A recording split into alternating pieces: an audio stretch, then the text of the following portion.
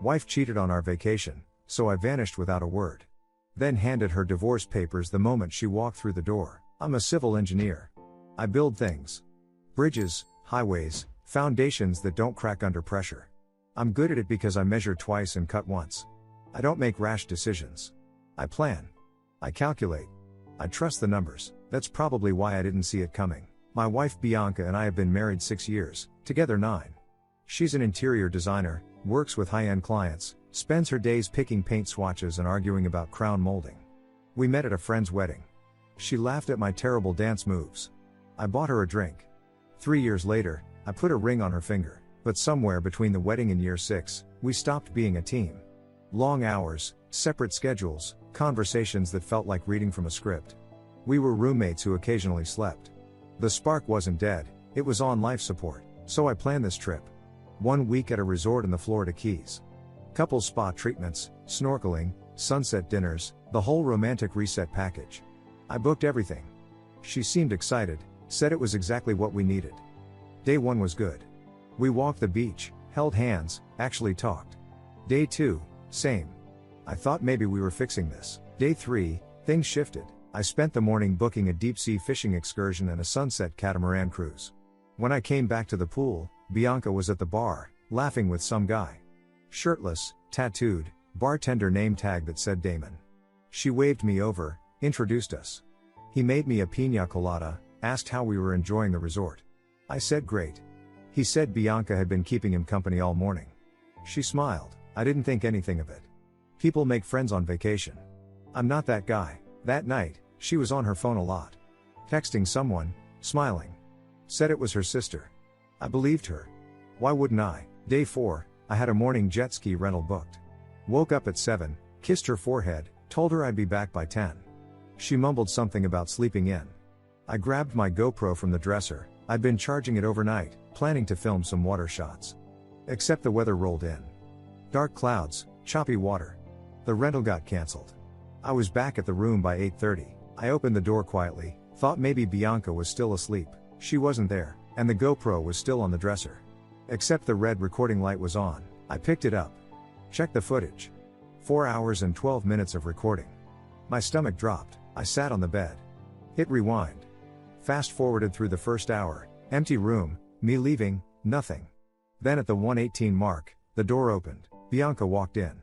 She wasn't alone. Damon followed her. She was laughing. He closed the door behind them. I won't describe what I watched. If you've ever had your heart ripped out through your ribcage, you know the feeling. If you haven't, count yourself lucky, but it wasn't just the act. It was the sounds. The things she said. The way she touched him.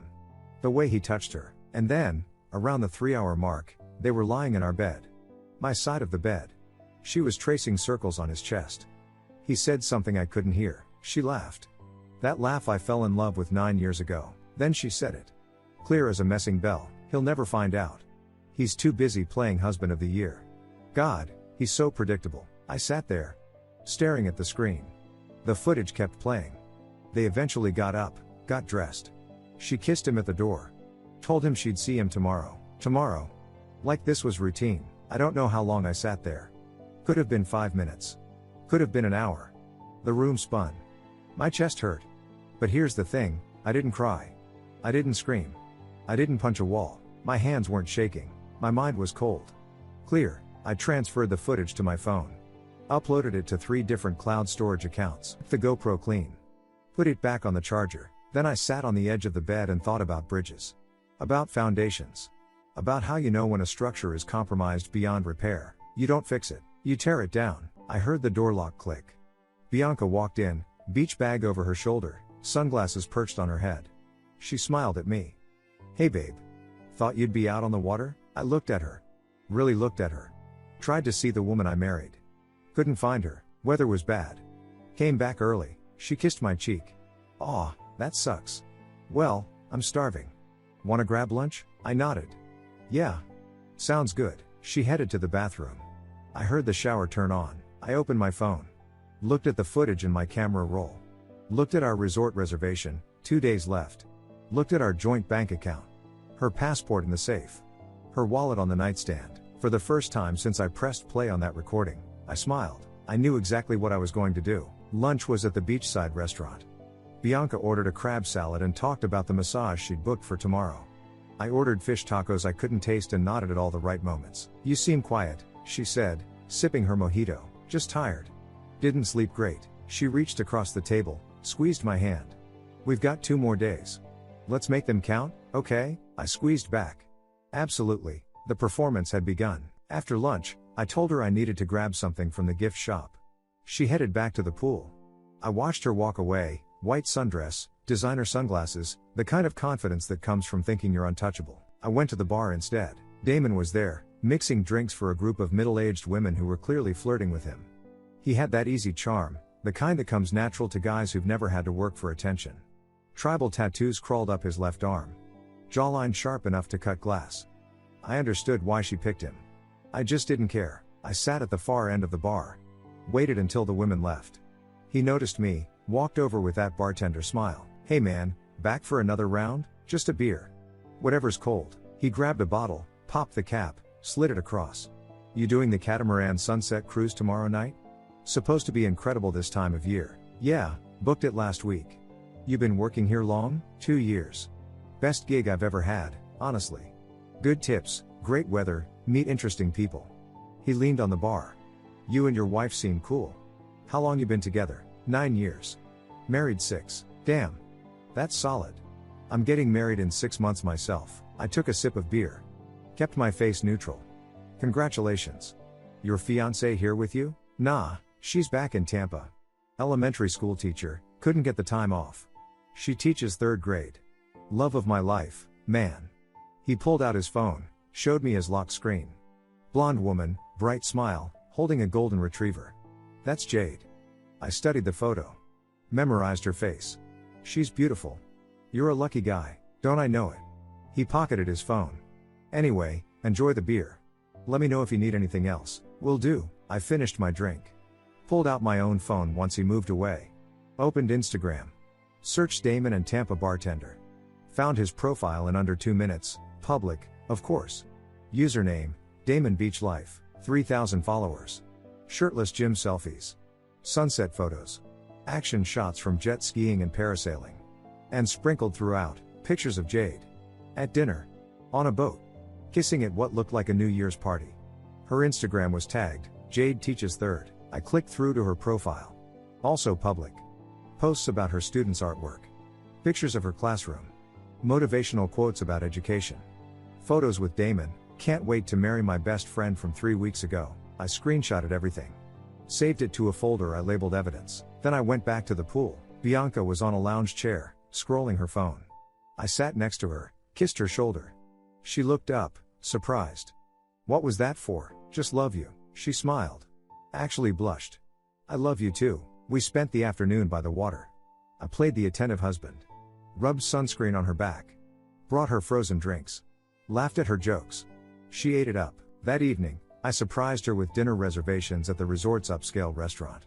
Steak, wine, candlelight. She wore the sundress she'd bought on day 2. Looked stunning. "This has been amazing," she said over dessert. "I feel like we're really reconnecting, you know?" "Me too. I was worried we were drifting. But this trip, I think it's exactly what we needed." I raised my glass. "To us." She clinked hers against mine. "To us." We finished the bottle. Walked back to the room hand in hand.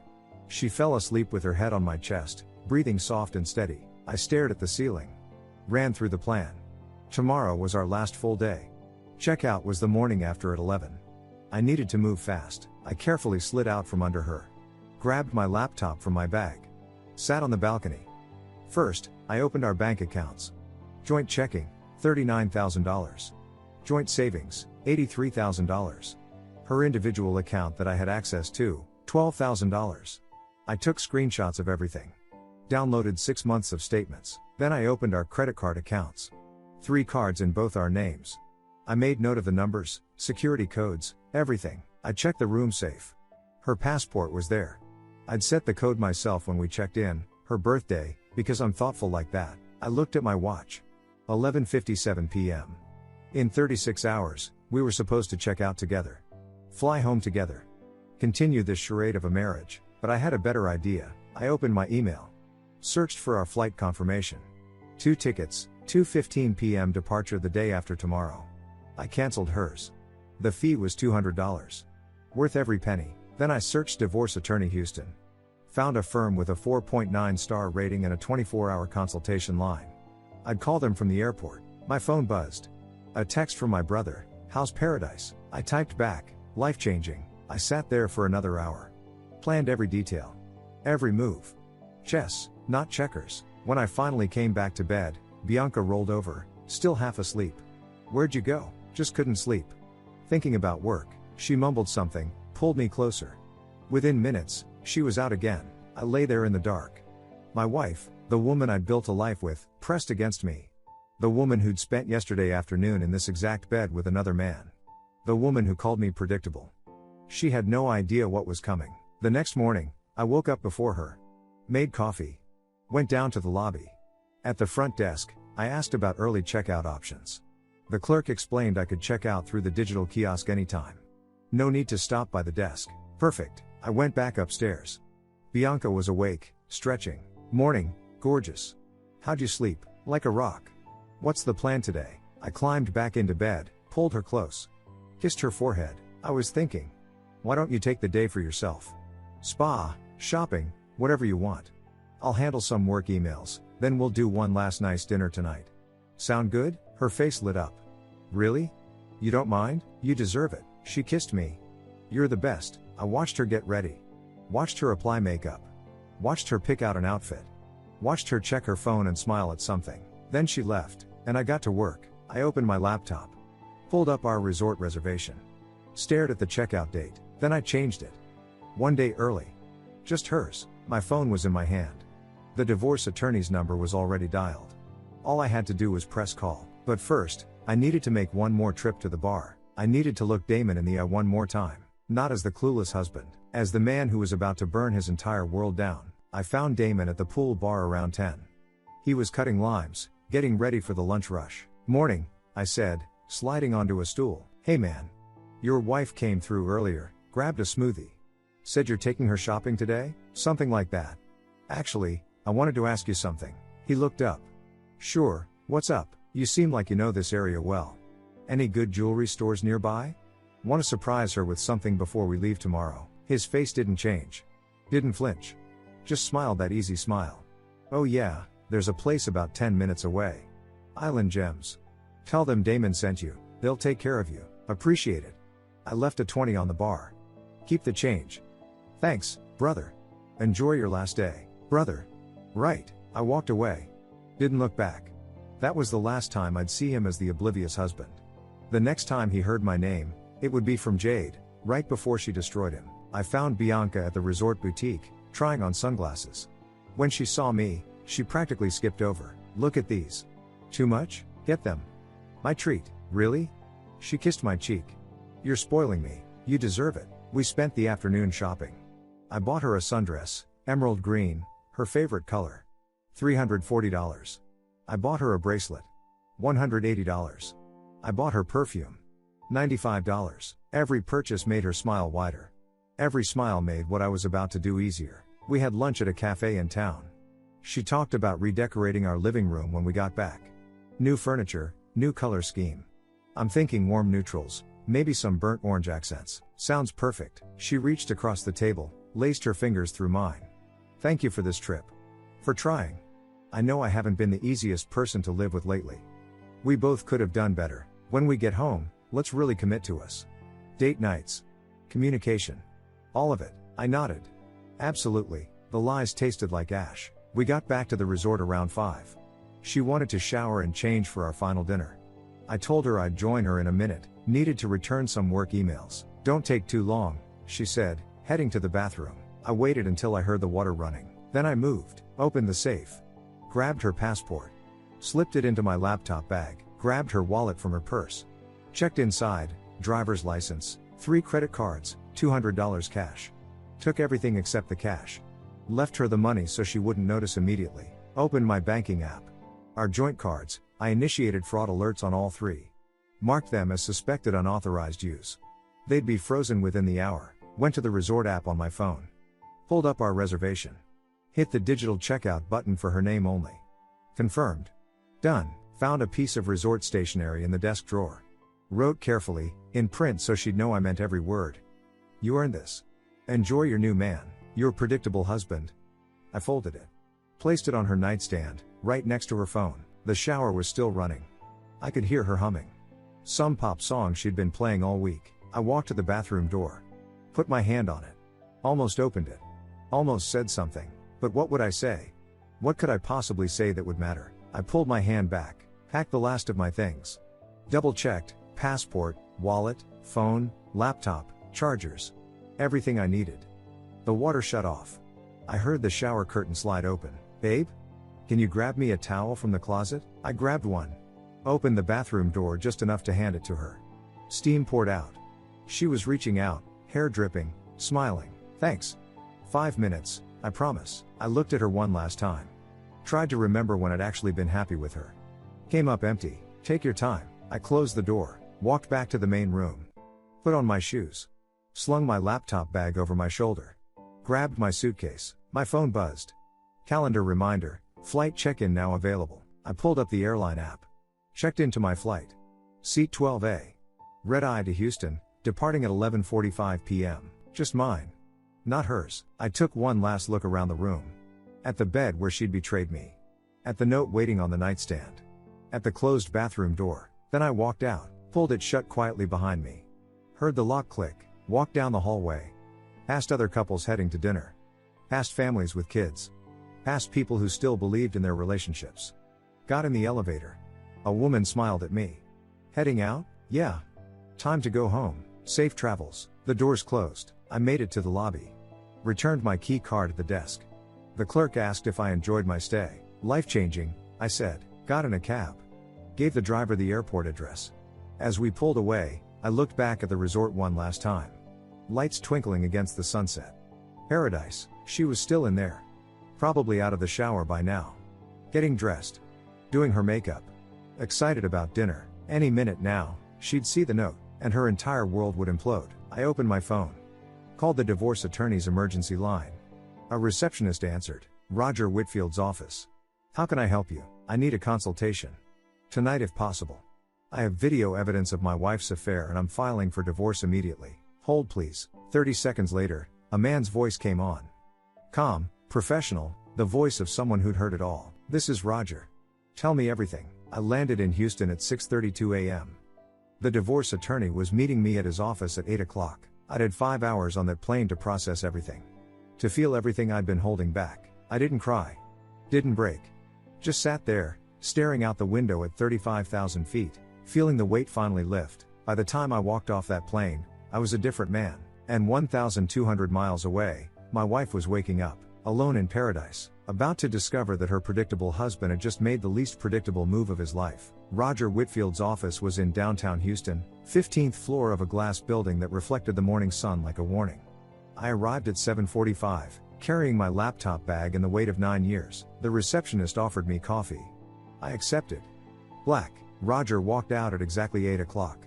Late 50s, gray hair, tired eyes that had seen 1,000 marriages end. We shook hands. His grip was firm. Conference room 2. Let's see what we're working with. I opened my laptop. Pulled up the footage. He watched 3 minutes of it. Paused it. I don't need to see more. This is airtight. He leaned back in his chair. Texas is a no-fault state, which means the affair itself doesn't determine asset division. But this, he gestured at the screen, this helps establish a pattern of deception. Makes negotiation easier. Most importantly, it means she won't fight you. She can't. How fast can we move? I can have papers drafted by noon. Filed by end of business today. She'll be served within 72 hours of us locating her. She's in Florida. Stranded, actually. Roger raised an eyebrow. Intentionally? She'll figure out how to get home. Eventually, the corner of his mouth twitched. Not quite a smile. Understood. In the meantime, protect your assets. Close joint accounts, cancel shared cards. Document everything. Don't communicate with her unless she serves you first, and if she does, forward everything to me. What about the house? Whose name is on the deed? Both. But I paid the down payment for my savings before we married. $60,000. We'll argue for that. With this footage, I'd say you keep the house. She'll want a quick exit. He slid a business card across the table. Call this number. Financial forensics. Have them review your joint accounts for the last 6 months. If she's been spending money on him, we need to know. I pocketed the card. What's this going to cost me? Uncontested? 15,000, give or take. Contested? He shrugged. More. But she won't contest. Trust me, we spent the next hour going through details. Assets, debts, property. By 9:30, Roger had everything he needed. I'll call you when the papers are ready. Go home. Rest. Don't do anything stupid. Too late for that, I said. He actually smiled. Then don't do anything else stupid. I left the office. Drove straight to my bank. Walked up to a personal banker, a woman named Florence who'd helped us open our joint account 4 years ago. I need to make some changes. Florence pulled up our accounts. What can I help you with? I'm filing for divorce. I need to transfer my half of the joint accounts into a new individual account. Today, her face fell. Professional sympathy. I'm so sorry. Let me get the paperwork started. It took 90 minutes. When it was done, I had a new checking account with $23,500. New savings with $41,500. I left the other halves untouched, let the lawyers sort out who got what. But I wasn't going to risk her draining everything out of spite. Next, I called our credit card companies. Reported suspected fraud. All 3 cards frozen within 20 minutes. Changed passwords to everything. Utilities. Streaming services. Our shared cloud storage. Email. Even our Wi-Fi. By noon, I was sitting in my living room, our living room, staring at walls she'd painted, furniture she'd picked out. Everything here was a reminder. My phone started buzzing. Missed call. Bianca, another. I declined each one. Blocked her number. A text came through from a number I didn't recognize. WTF did you do? Another, call me right now. I blocked those 2. Then I opened Instagram. Found Jade's profile again. Sent her a direct message. Hi Jade. You don't know me, but I need to tell you something about Damon. It's important. Do you have an email I can send something to? I attached one screenshot, Damon and Bianca at the pool bar, his hand on her lower back. Nothing explicit. Just enough to make her curious. She responded in 4 minutes. Who is this? Someone trying to help you. I'm not asking for anything. I just think you deserve to know the truth about who you're marrying. 3 dots appeared. Disappeared. Appeared again. jade.mitchell.teaches@gmail.com. I opened my email. Composed a message. Subject line, I'm sorry you have to see this. Body, simple. Direct, Jade. My name is irrelevant. What matters is this, your fiancé Damon spent the last week sleeping with my wife at the resort where he works. I have video evidence. I'm attaching edited clips, nothing graphic, just enough to prove it happened, and screenshots of their messages. I'm not telling you this to hurt you. I'm telling you because you deserve better than a man who would betray you while you're working to build a life together. I'm divorcing my wife. You deserve the same choice. I'm sorry. I attached 3 clips. Each 10 seconds long. Them kissing in the hallway. Entering the room together. Leaving 2 hours later, her adjusting her hair. Then I attached screenshots from Bianca's phone, texts I'd pulled from our shared cloud before I changed the password. Messages to D about can't wait to see you and he'll be gone all morning. I hit send. Then I sat back and waited. Roger called at 2:15 p.m. Papers are ready. I'm filing now. You'll have copies by email in an hour. Thank you. One more thing. Don't leave town. Don't post on social media. Don't tell anyone what happened except immediate family. The cleaner this is, the faster it ends. Understood. I spent the rest of the day cleaning. Literally. Washed dishes. Did laundry. Vacuumed. Scrubbed the bathroom. Kept my hands busy so my mind wouldn't wander. My phone buzzed around 6 p.m. Email from Roger. Subject, petition for divorce, filed. I opened the attachment. Saw it in writing. Petitioner, my name. Respondent, Bianca Hartwell.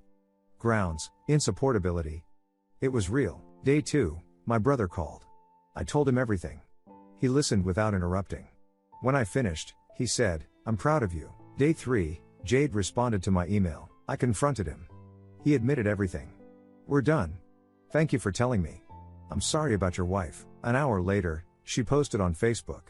Public post. Tag Damon's profile. To everyone asking about the wedding, there won't be one. Turns out my fiancé spent our relationship lying to my face. Special thanks to the woman he was sleeping with while I was teaching your children. Hope it was worth it. The comments section exploded. 50 comments in the first hour. Friends, family, co-workers. Everyone asking what happened. Some people already knew. Small town. Big mouths. Day 4. A mutual friend, Vanessa, texted me. Hey, is everything okay? Bianca's sister just posted that Bea is stranded in Florida and needs help getting home. I responded, we're going through some things. I needed space. Damn. Sorry to hear that. Let me know if you need anything. Day 5. Nothing. Radio silence. My phone didn't ring. The house was quiet. I worked from home, answered emails, pretended everything was normal. Then, around 4 p.m., I heard it. A car door slamming outside. Footsteps on the walkway. A key turning in the lock. Wait, no. The key wouldn't work. I'd changed the locks that morning. Then pounding. Fists on wood. Open this door. I stood up from the couch. Walked slowly to the front door. Looked through the peephole. Bianca, sunburned. Hair a mess. Wearing the same emerald dress I bought her 4 days ago. Mascara streaked down her face. She looked like she'd been through hell. Good, she pounded again. I know you're in there. I took a breath. Unlocked the deadbolt. Opened the door. She stumbled forward, barely catching herself on the doorframe. What the hell did you do? I stepped aside. Let her in. Closed the door behind her. She whirled around. You left me there. You took my passport. You canceled my cards. Do you have any idea what I went through? I walked to the coffee table. Picked up the manila envelope I'd prepared that morning. Turned back to her. Open it. Her hands shook as she tore open the envelope. Papers spilled out onto the coffee table. Divorce petition. First page, bold letters across the top. Her face went white. She looked up at me. You're divorcing me? Keep reading. She shuffled through the pages. Then she found them. The screenshots. Stills from the GoPro footage. Timestamped. Her face next to Damon's. His hand on her thigh. Her head thrown back. The papers fell from her hands. Where did you? She stopped. Her eyes darted to the dresser, where the GoPro had been. No. No. Yes, you recorded us? I recorded our room. You just happened to sleep with someone in it. She stumbled backward, hit the arm of the couch, sat down hard. This was a mistake. I was drunk, I wasn't thinking. Don't. No, listen. I said don't. My voice cut through the room like glass. I watched 4 hours of footage. Bianca. You weren't drunk. You were sober. You were deliberate. You were having the time of your life. She opened her mouth. Closed it. Tears started falling, but they looked wrong. Performative. How much did you see? All of it. Oh God. She put her head in her hands. Okay, we can fix this. Therapy. Counseling. I'll do whatever. You're not hearing me. We're done. The papers are filed. This isn't a negotiation. She looked up. You can't just, we've been together 9 years, and you threw it away for a bartender with tribal tattoos. It didn't mean anything. Then why'd you do it? Silence. Why, Bianca? I don't know. I was bored, I was unhappy, You said I was predictable. She froze. On the video. You told him I'd never find out because I was too busy playing husband of the year. You called me predictable. I didn't mean. Yes, you did. I sat down across from her. Close enough to see the sunburn peeling on her shoulders. You meant every word. And you were right. I was predictable. I worked my crap off for us. I planned that trip. I tried to save something you'd already destroyed. So you left me there? You stole my passport. I removed you from a situation you created. You wanted a vacation? You got one. I had to borrow money from. She stopped herself. From Damon? I leaned forward. How'd that conversation go? Did you tell him your husband found out? Did he give a crap? Her jaw tightened. Let me guess. He gave you $100 and told you good luck? The look on her face told me everything. Yeah. That's what I thought. You risked our marriage for a guy who didn't even care enough to help you get home. You're a bastard. I'm predictable, remember? I stood up. Walked to the window. Speaking of Damon. How's he doing? What, has he called you? Texted? Why would? Because his engagement just ended. I turned back to her. Jade knows. I sent her the footage 3 days ago. Bianca's face went from white to gray. You didn't, I did. And she dumped him. Publicly. On Facebook. Tagged him and everything. Jesus Christ. Then she contacted his employer. Turns out the resort has a pretty strict policy about staff fraternizing with married guests. He was fired the next day. She stood up, swaying. You destroyed his life. No. He destroyed his life when he slept with a married woman. I just made sure there were consequences. You had no right. I had every right. He knew you were married. I made sure he paid for it just like you're paying for it. She was crying harder now. Real tears this time. What do you want from me? Nothing. That's the point. I don't want anything from you anymore. We can still fix this. There's nothing to fix. You broke it. It's over, so that's it? 9 years, just gone? You ended it the second you brought him into our bed. I'm just finishing what you started. She grabbed my arm. I pulled away. Don't touch me, please. Just listen. I've listened enough. You've got 48 hours to pack your things and get out. After that, the locks change. You can coordinate with Roger about picking up anything else. I don't have anywhere to go. Call your sister. Call your friends. Call Damon for all I care. Not my problem. This is my house too, and the divorce will settle that. Until then, you're a guest.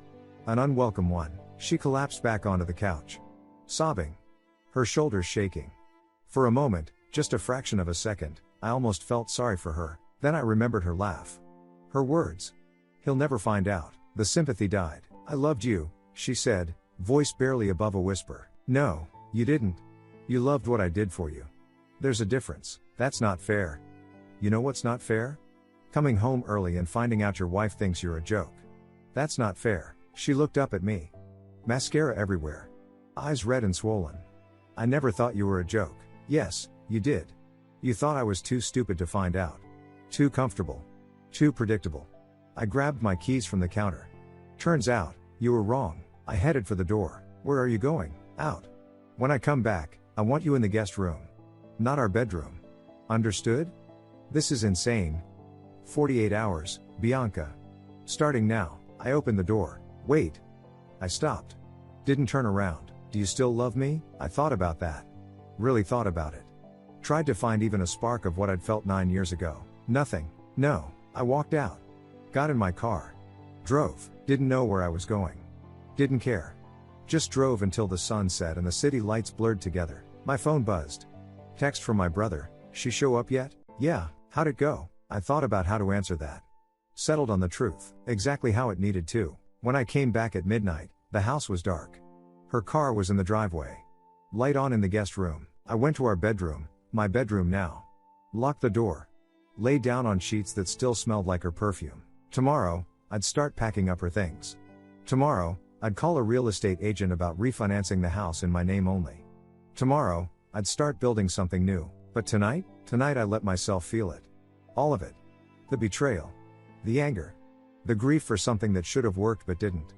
And underneath all of that, relief. Because in 47 hours, she'd be gone, and I'd finally be free. The next morning, I woke up to a sound I hadn't heard in 5 days. Her voice. She was on the phone. In the living room. Mom, please. I don't have anywhere else to go. I know. No, I can't explain over the phone. Fine. Yes. Thank you. I got up. Got dressed. Walked out. She was standing by the window, phone in hand, eyes hollow. My mom's wiring me money. For a deposit on an apartment. Good. That's it? Just good? I walked past her to the kitchen. Started the coffee maker. She followed me. Say something. Yell at me. Throw something.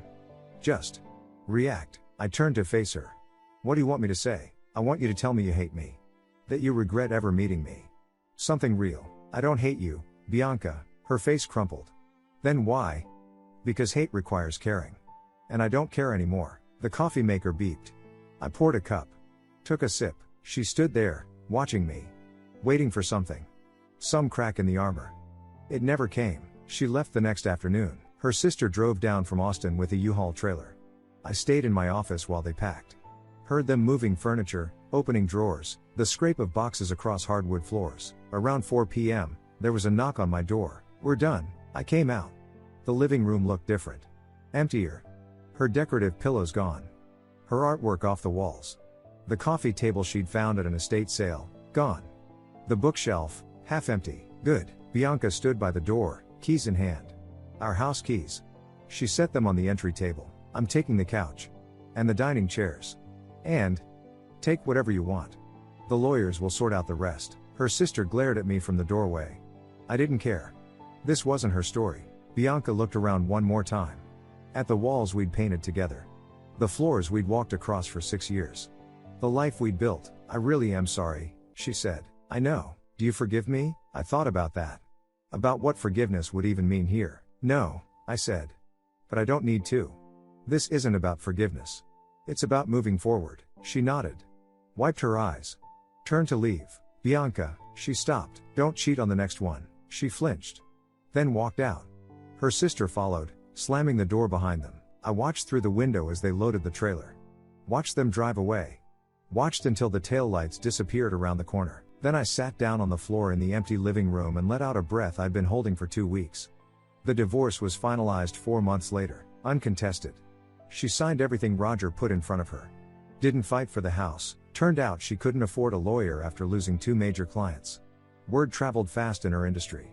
Cheating on your husband with a bartender while on a romantic reconnection trip doesn't play well with family-oriented clientele. I kept the house.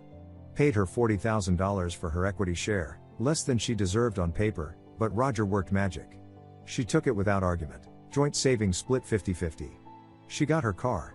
I got mine. Clean break. The day the papers came through, I didn't celebrate. Didn't feel triumphant.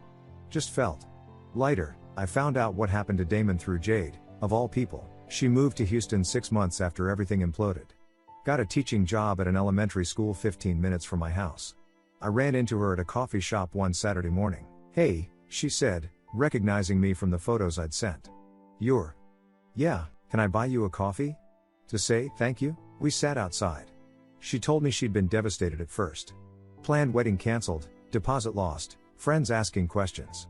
But then, a month later, one of Damon's coworkers reached out. Told her she wasn't the first.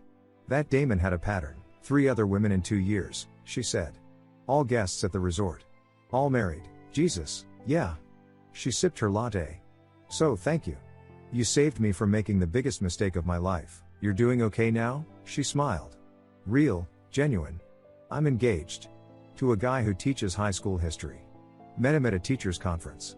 He's kind. Honest. Everything Damon wasn't. That's great. Really, what about you? Still figuring it out, she nodded. For what it's worth?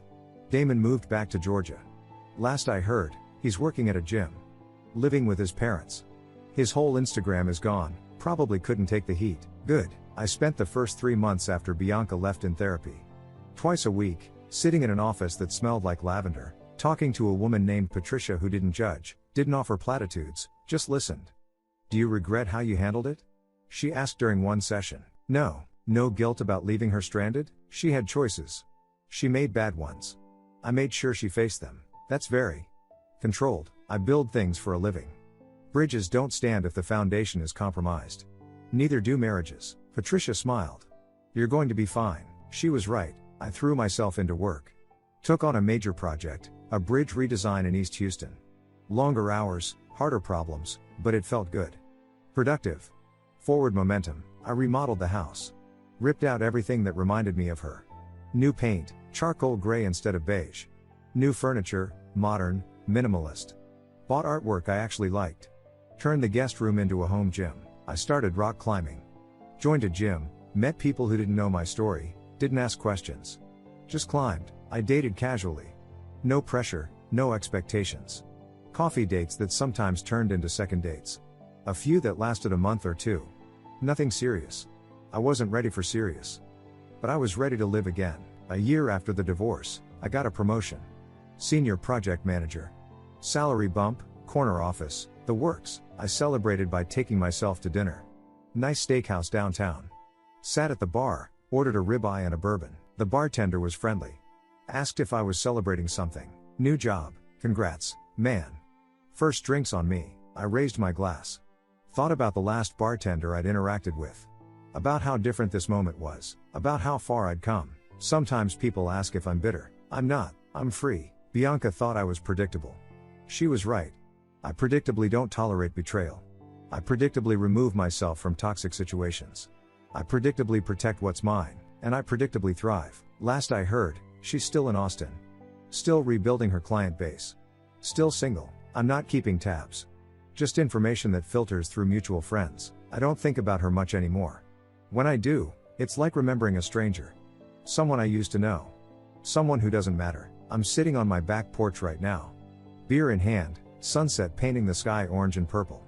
The house behind me is mine. Built the way I wanted. Filled with things I chose. No ghosts. No regrets.